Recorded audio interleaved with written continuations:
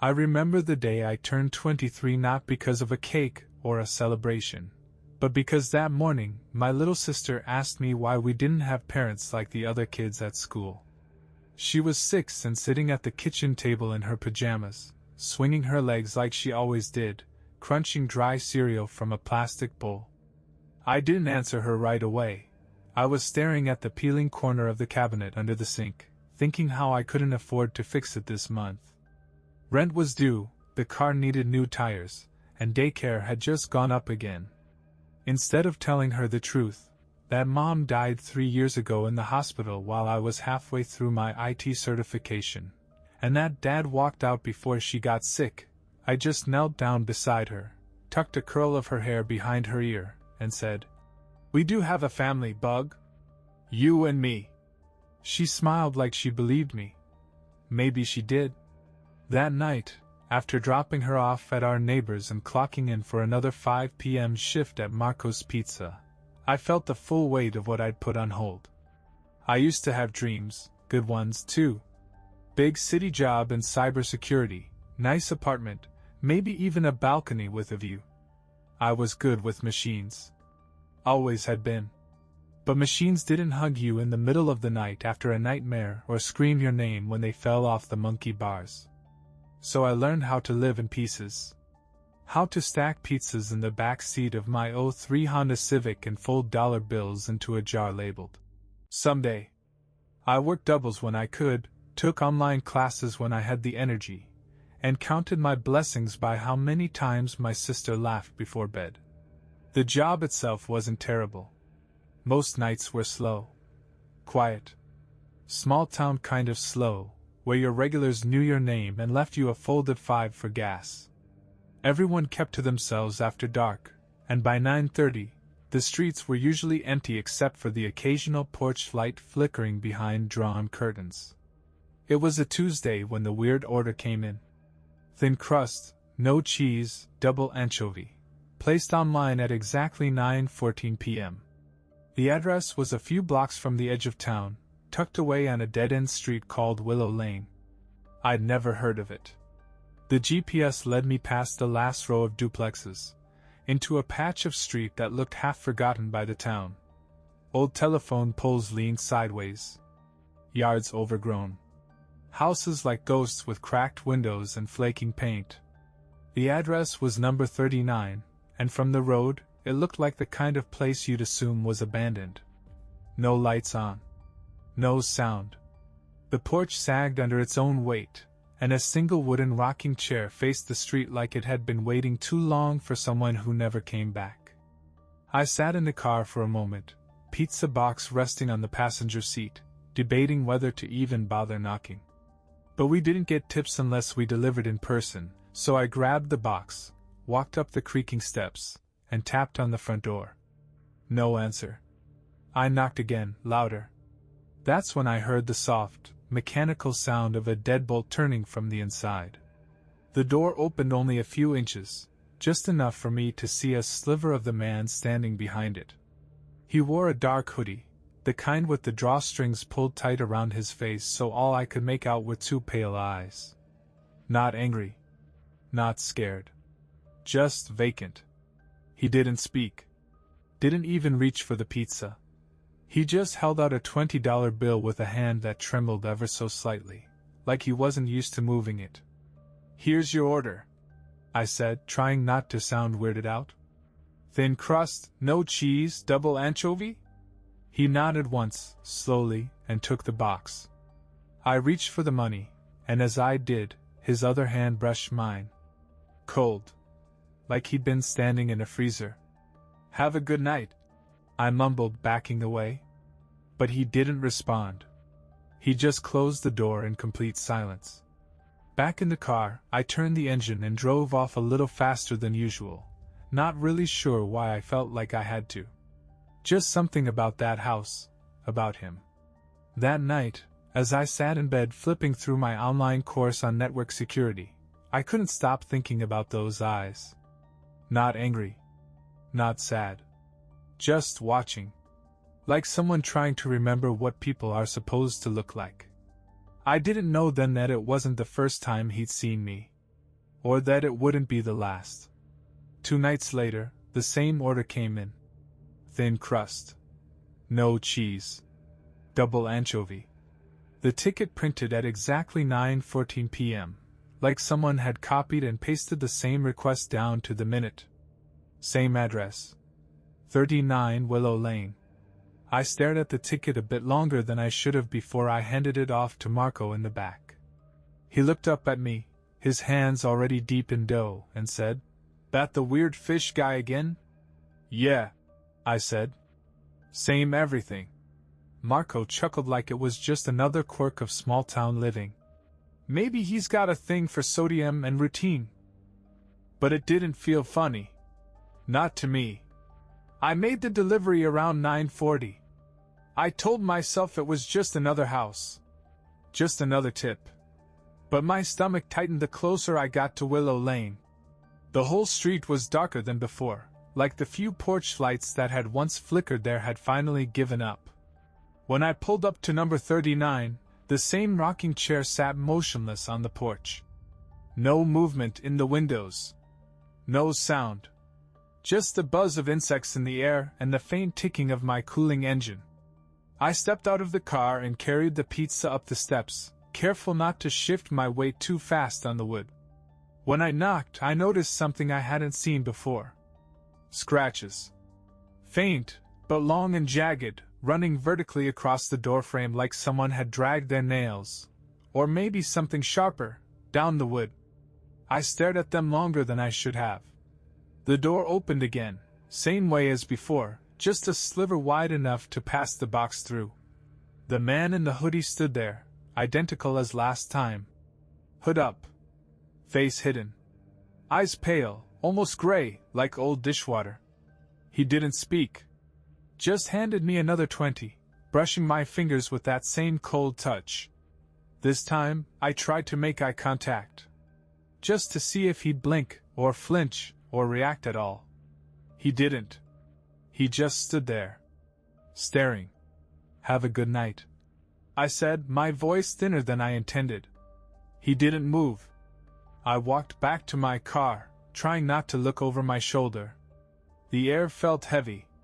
Like something was behind me the whole time, just outside the edge of my vision. Back home, I didn't mention anything to my sister. She was curled up in front of the TV, eating mac and cheese from a bowl twice the size of her hands. She smiled when I walked in. I smiled back, but it felt like a mask. I sat on the couch beside her and tried to pretend the cold from that man's hand hadn't followed me home. The third delivery came the next night. Same order. Same address. Same timestamp. That's when I started to feel the crack in reality, the small break in what should be a chaotic, unpredictable world. People don't order the same weird pizza at the same exact time 3 nights in a row, especially from a house that looks like it hasn't seen electricity since 1998. But I took the order anyway. I needed the money. That's the part nobody talks about in these kinds of stories. How you ignore the things that don't make sense when you're broke. When I pulled onto Willow Lane this time, the air felt wrong. Like the kind of wrong you can't point to, but feel in your chest and your teeth. As I reached for the pizza box, I thought I saw movement, just a quick flicker of shape, in one of the upstairs windows. But when I looked again, there was nothing. I knocked. The door opened like before. But this time, the man didn't hand me the money right away. He just stood there, holding the box. Then, in one slow motion, he raised his free hand and reached into the pocket of his hoodie. My heart pounded. I took a small step back. But he didn't pull out a weapon. He pulled out a second $20 bill. Without speaking, he held them both out to me. One in each hand. I stared at him. You gave me too much," I said, voice cracking slightly. No response. I took the bills, muttered a thanks, and turned to leave. But I could feel his eyes on me the entire way back to the car. Not just watching, studying, like he was memorizing the way I walked, the weight of my steps, the rhythm of my breath.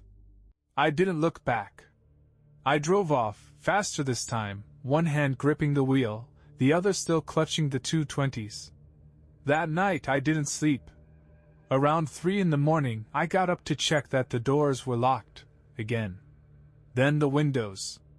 I even peeked into my sister's room, just to see her chest rising and falling beneath the pink blanket. I told myself I was being paranoid. That it was just a weird guy with a weird diet and too much money. But then, the next morning, I stopped at the gas station for coffee before work. And while I was filling up my tank, I felt it. That same cold feeling on the back of my neck. I looked across the street. There, parked halfway behind a broken-down billboard, was an old, faded silver car. The kind you stop noticing after a while because they all look the same. But this one wasn't empty. Someone was sitting inside. A hood pulled up. And 2 pale eyes staring straight at me. I didn't tell anyone at work about the car. I thought about it several times that night while folding boxes or scrubbing tomato paste off the counter, but something held me back. Maybe I didn't want to hear myself say it out loud. Maybe I didn't want to watch someone else dismiss it with a shrug or a joke. The truth is, I was already second-guessing what I saw. Maybe it wasn't him. Maybe I just imagined those eyes. But then, on my break, I sat in the back lot behind Marco's to smoke a cigarette. I don't even really smoke, just one of those stress habits that clings to you when your nerves won't settle. And I saw the same silver car across the street, parked between a rusted-out pickup and the broken remains of a vending machine no one had used in years. The windows were tinted. Too dark to see clearly, but I knew it was him. I didn't need to see his eyes to feel them. When my shift ended, I walked out to my car with my keys already in hand and my breath held like a child sneaking past a sleeping monster. The silver car was gone. But something inside me said it wasn't far. I drove home with my shoulders tense and my eyes flicking between mirrors. I told myself I was being paranoid. I told myself lots of things. But when I pulled into the driveway, I noticed something that made my stomach sink. Our trash bins were moved. It was small, subtle. They were only shifted a few inches off from where I always lined them up, because I was obsessive about little routines like that. I stared at them for way too long, like maybe I was trying to convince myself they'd always been like that. I didn't even want to get out of the car. But then I thought of my sister, probably asleep in her room with her stuffed frog and the night light humming in the corner, and I forced myself to go inside. The house was quiet. Too quiet, almost like the kind of silence that doesn't feel empty, but expectant. I locked every window again. Every door. I checked her room twice and then sat up in mine, waiting for nothing. I didn't sleep. The next day, I decided to take a different route to work. Just to see. Just to prove to myself that I wasn't losing it. I drove through the back roads, past the elementary school and the old rail yard, and made it halfway to Marco's before I saw the car again. Parked in a gas station lot this time. Not near a pump. Just sitting there. And when I pulled past, I saw it, just for a second. The same figure in the driver's seat. Hoodie up. Still. Always facing me. I looked away too fast, heart racing, and nearly missed the red light at the next intersection.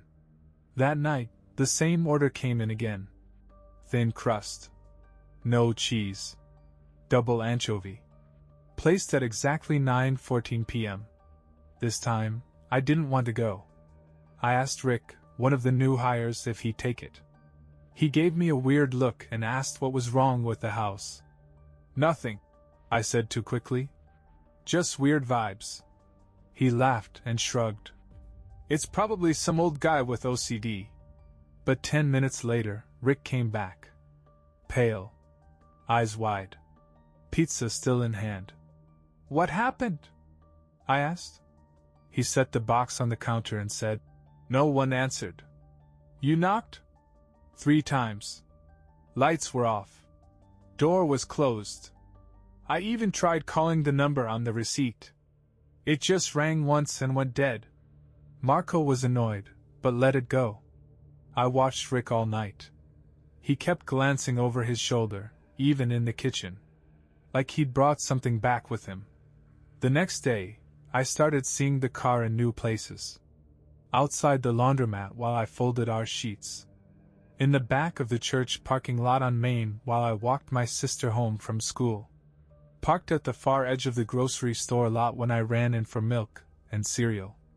It never moved. It was always just there. That night, I found something else. After putting my sister to bed, I went out to take the trash bins to the curb, still uneasy about the way they'd been shifted the day before. But this time, when I rolled the green bin back, I noticed a piece of paper tucked underneath. Folded tight. Almost hidden in the dirt. I picked it up and opened it with trembling fingers.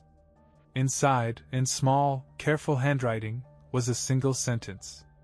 I remember your voice. No name. No contact. Just that. I dropped the paper and looked up instinctively, scanning the street, the windows, the empty air. Nothing. No sound but the low rustling of trees in the wind. But I knew, someone had stood where I was standing. Had crouched in our yard. Had left this behind. Watching. Listening. Waiting. By the time the fifth order came in, same pizza, same address, same timestamp, I didn't even try to hand it off. I knew nobody else would do it, not after Rick. And if I was honest, a deeper part of me, the part one hated, needed to see that house again. Needed to confirm something wasn't right. Because if I didn't, I was going to start believing the only broken thing in this story was me. The sky was darker that night, almost purple at the edges, and a storm was building somewhere out past the hills. I drove with the windows down, letting the cold air hit my face, hoping it would cut through the static in my mind. Willow Lane was completely dead when I arrived.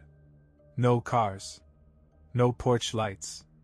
No distant hum of televisions behind curtained windows. Just me, the street, and that house, number 39, a silhouette of decay with its porch sagging like a tired breath. I killed the engine and sat for a minute. The pizza sat on the passenger seat, untouched. I knew the routine: knock, wait, receive a cold bill and an even colder stare. But that night something felt off. Not in the way it had before. It wasn't just dread, it was something stranger. Like I was being expected, but not in a normal way. In the way a trap expects its prey. Still I went. I walked up the steps, each creak louder than I remembered, like the porch itself was warning me not to come closer. I stared at the door, at the faint white scratches along the wood, and lifted my hand to knock. But the door opened before I touched it. Not all the way. Just enough. The man in the hoodie was there again. Same sweatshirt. Same drawn-up hood. Same ghost gray stare. But this time, he didn't reach for the pizza. Instead, he turned and walked away, deeper into the house, leaving the door open. He wanted me to follow. Everything inside me screamed to run. But my feet moved anyway. Maybe I needed answers. Maybe I needed proof. Or maybe I was just tired of being afraid with no explanation. I stepped inside. The air in the house was colder than outside. Stale. Thick with a damp, earthy smell, like wet wood and old plaster. The walls were bare, stained in long vertical streaks like water had been dripping for years. There were no photos. No furniture. Just an empty hallway leading into deeper dark. I stopped just inside the threshold, every nerve in my body tight enough to snap. I called out, "Sir? I have your order." No answer. I looked down the hall, but the man had disappeared into one of the rooms. The silence inside was almost too perfect, like the house was holding its breath. And then I heard it. A whisper. So quiet I almost thought it was the wind. But it wasn't the wind. It was my name. Not shouted. Not screamed. Just whispered, slow and careful, from somewhere behind the hallway corner. I turned and ran. I didn't wait. I didn't care about the pizza or the tip or what I thought I might find. I ran out of that house so fast I tripped on the last step and nearly face-planted on the lawn. When I turned back, the door was wide open. But no one was there. I drove home like I was being chased. I didn't stop at red lights. I didn't care who saw me. My hands gripped the steering wheel like I was holding it together by force. When I got home, I ran straight to the bedroom and woke my sister. She stirred, confused, asking if it was morning. I told her everything was fine, and I climbed into bed beside her and didn't leave until the sun came up. The next day, I called the police. I didn't report a crime. I just asked about the house. I told the woman on the line that I'd been delivering pizzas to 39 Willow Lane and that the place felt wrong. I said I wasn't sure anyone was legally living there. She put me on hold for a few minutes, then came back with a flat voice. That property's been vacant for 7 months. Bank owned. I asked her to double check. She did. Only people going in and out of that house lately are trespassers, she added. We've gotten a few complaints. Squatters. Drug use. That sort of thing. I thanked her, hung up, and sat there staring at my hands. So then who the hell had I been delivering to?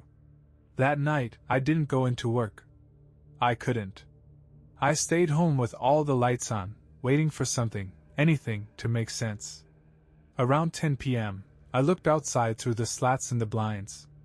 The silver car was across the street again. Only this time, it wasn't parked. It was idling, the engine humming low, and the driver's door was open. I could just barely see the figure standing next to it. He wasn't moving, just standing on the curb, facing my house. Facing me. The police didn't take it seriously when I called them the next morning. I tried to explain everything: the man in the hoodie, the deliveries, the notes, the car parked outside my house, but I could tell from the pause in the dispatcher's voice that I sounded like just another jittery night shifter who watched too many thrillers between deliveries. They said they'd send a patrol by my street later today, but I knew what that meant. A drive-by. A glance.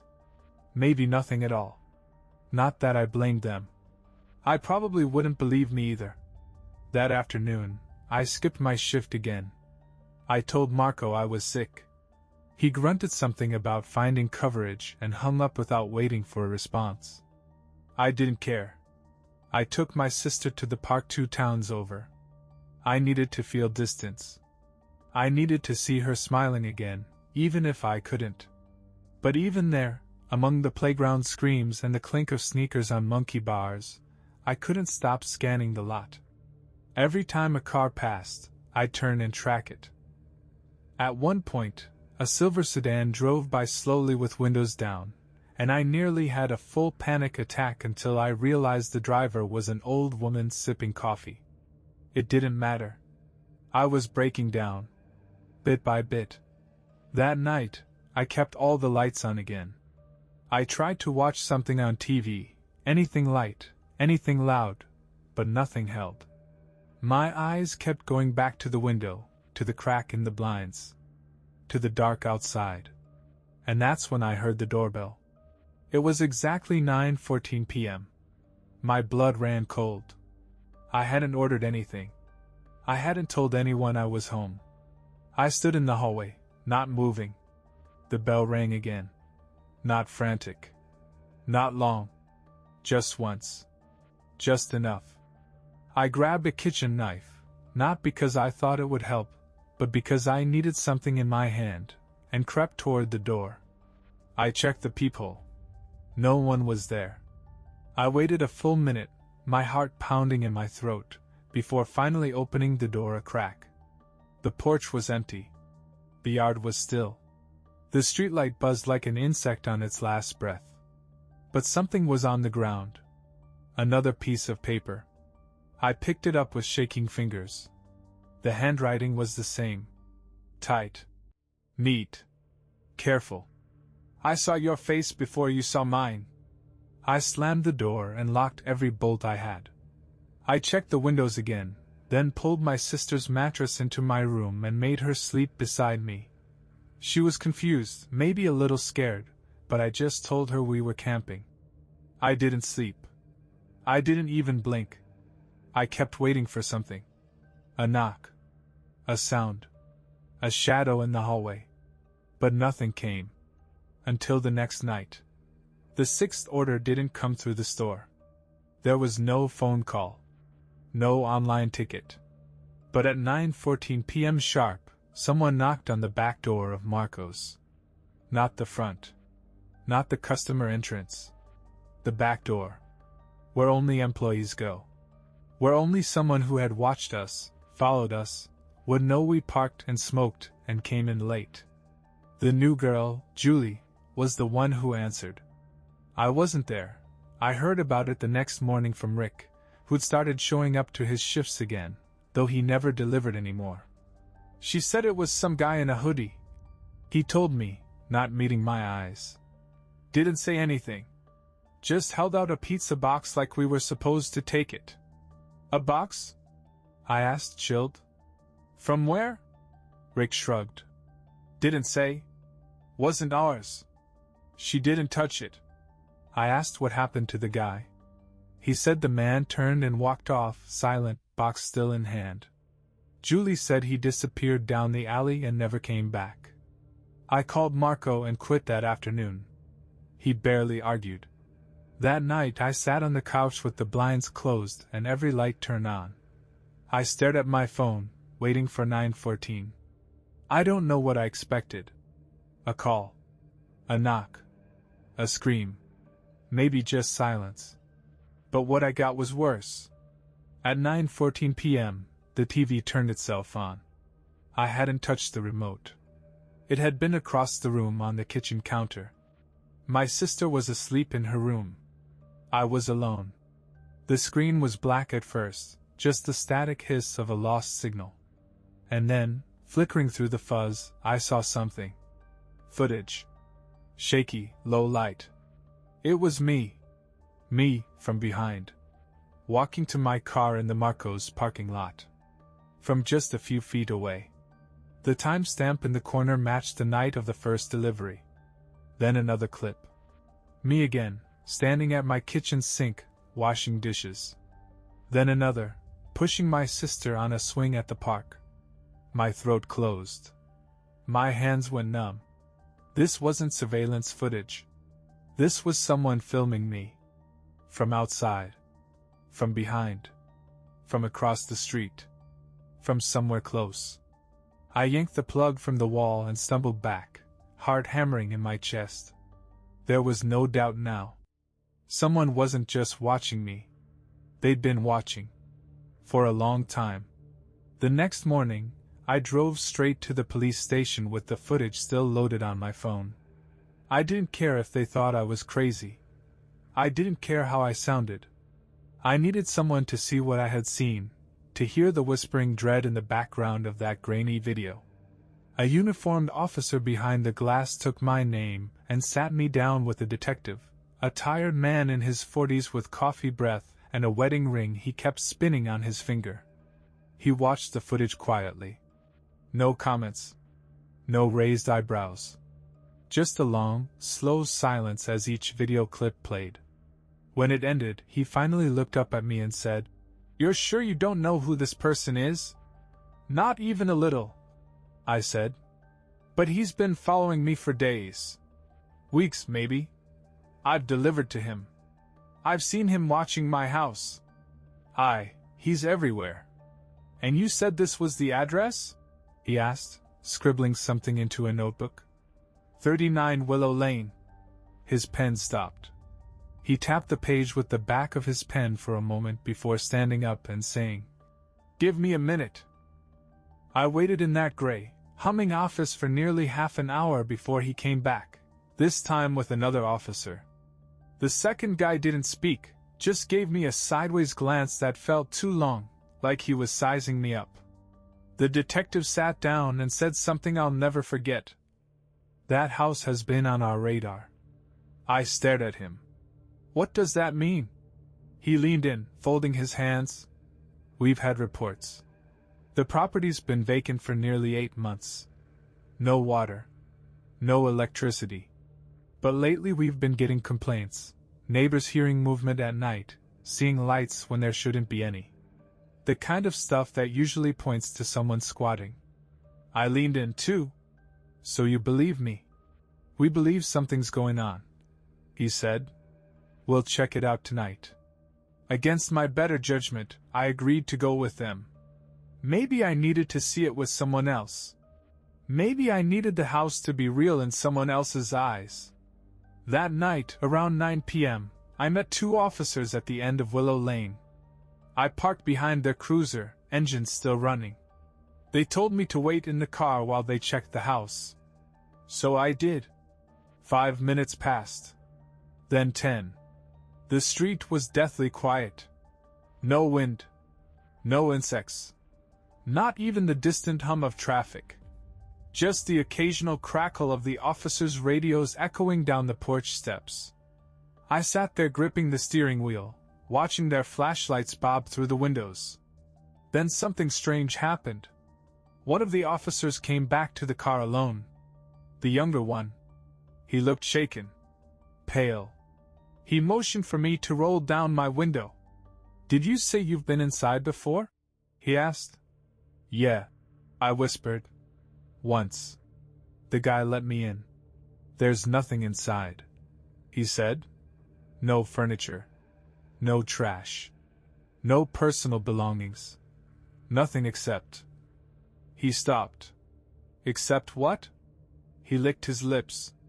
Except a pile of pizza boxes in the living room. All the same kind. Yours. My chest tightened. That's not possible. I only ever delivered one each time. He shook his head. There were dozens. And the guy?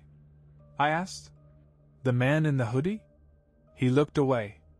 There was a mattress in one of the upstairs rooms. No one was there, but the sheets were warm. He walked off before I could ask anything else. They didn't let me inside. Not that I wanted to go. I sat in my car until they finished their sweep and taped off the front door. The detective approached and said they were opening an investigation, but unless someone was caught inside, there wasn't much else they could do. Just a squatter, they said. Probably moved on. But I saw the way they looked at each other. Like something didn't add up. And they were right. Because 2 days later, after I thought things were settling, after I told myself maybe it was over, something happened that changed everything. I came home to find a letter on my kitchen table. Not the counter. Not the porch. Not the mailbox. The table. I checked the locks. All still latched. No sign of forced entry. My sister was at a friend's house. I had been gone less than an hour. I picked up the envelope and tore it open with trembling fingers. Inside was a single photo.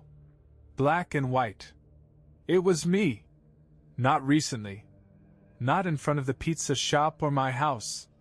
It was me as a child, maybe 6 or 7 years old, standing in a playground I barely remembered. In the background, blurred but visible, was a man sitting on a bench. Wearing a hoodie. The same blank stare. The same pale eyes. Written across the back in the same tight, careful handwriting.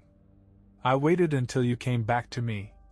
And that's when it hit me, something I had buried so deep I didn't even know it was missing. A day at the park when I was small. My parents frantic, calling my name. Police officers asking questions.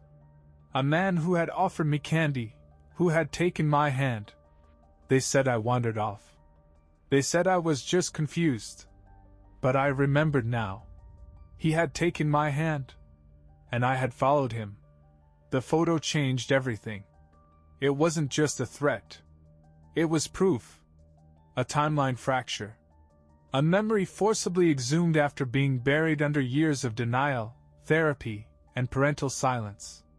I spent that whole night sitting at the kitchen table, staring at that little boy version of me, soft, wide-eyed, and utterly unaware of the man sitting just behind him. The man I now realized had never left. That week was a blur. The police came back. I gave them the photo, and they took it, but their faces told me what their words didn't. No leads. No matches. No prints. Could be a coincidence. One of them said, as if that was a reasonable explanation for a 20-year-old photo of me, appearing suddenly on my kitchen table. I didn't go back to work. I stopped sleeping. Every night I'd sit in the living room with the lights on, just watching the windows, waiting for headlights, for movement, for him. But he didn't come back. Not at night. He came during the day.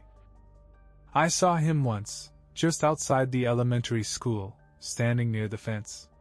Hoodie pulled up. Facing the kids. Facing my sister. I wasn't even supposed to be there.